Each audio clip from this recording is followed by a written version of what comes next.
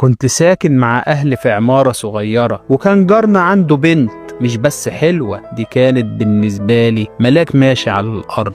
كل يوم وأنا رايح الشغل أو راجع عينينا كانت بتتقابل، نظرة وبعدها ابتسامة صغيرة، ابتسامة كانت تهز قلبي كله. النظرات زادت وبقت إشارات، لمحة من إيديها، طرف طرحتها اللي كانت بتعدل فيه بخجل، ضحكة خفيفة تطلع منها لما تبصلي بعينيها اللي مليانة حياة. وفي يوم من غير ميعاد قابلتها تحت العمارة، وقفت وبصينا لبعض ولا كلمة اتقالت، كل كلمة فكرت فيها ردت عليها بنظرة حلوة من عينيها. مسكت ايديها كانت بتترعش شوية بس ما سحبتهاش، ضغطت عليها كأني بقول لها أنا معاكي ما تخافيش. اتفقنا نخرج، رحنا السينما، وأول مرة أحس إن الضلمة مش مخيفة، لأ الضلمة كانت حضن دافي بيجمعنا. قربت من ودنها وشوشتها بكلمة حب، كلمة صغيرة بس حسيت صداها بيرج في قلوبنا. لمست ايديها خدها اللي كان زي القمر اللي منور في ضلمة السينما.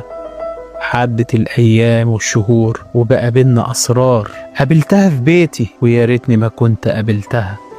سلمتني نفسها كأنها كانت بتقولي خدني أنا ليك. ومرت الشهور لحد من كام يوم كنت قاعد مع أبويا وأمي، قاعدين بنضحك ونرغي ضحكة بريئة وقعدة دافية. بس فجأة حسيت بحاجة مش مفهومة، حاجة مش طبيعية. نظرات بينهم، ابتسامات خفيفة، تلميحات مش مفهومة. وفجأة قالولي خطبنا لك يا ابني، خطبنا لك بنت الجيران، وقالولي اسمها.